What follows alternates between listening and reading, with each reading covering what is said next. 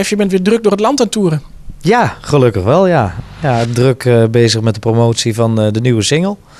En dat moeten we toch weer laten zien en horen aan alle mensen. Het liedje heet Dan ben ik weer thuis. En het is een nummer wat heel veel mensen misschien nog wel zullen kennen van Don Mercedes, van heel lang geleden.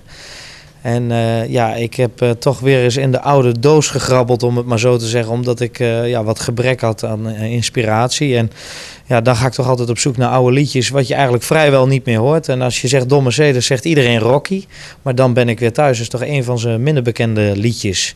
En wat ik absoluut een geweldig nummer vond om op een nieuwe album te zetten. Maar hij was zo goed dat we hebben gezegd, nieuwe single.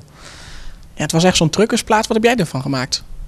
Ja, toch wel feest. Toch wel weer een beetje mijn eigen dingetje. We hebben de tekst wel gelaten voor wat het was.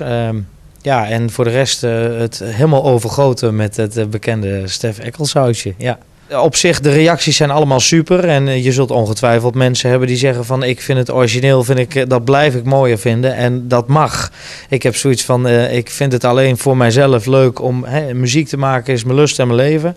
Het liefst schrijf ik eigen liedjes. Maar het belangrijkste voor mij is toch lekker de optredens in het land. En ik bedoel, nogmaals, als er geen inspiratie is, dan ga ik op zoek naar oude liedjes waarvan ik vind dat ze het verdienen om in een nieuw jasje gestoken te worden. En er zijn heel veel collega's die halen liedjes uit het buitenland.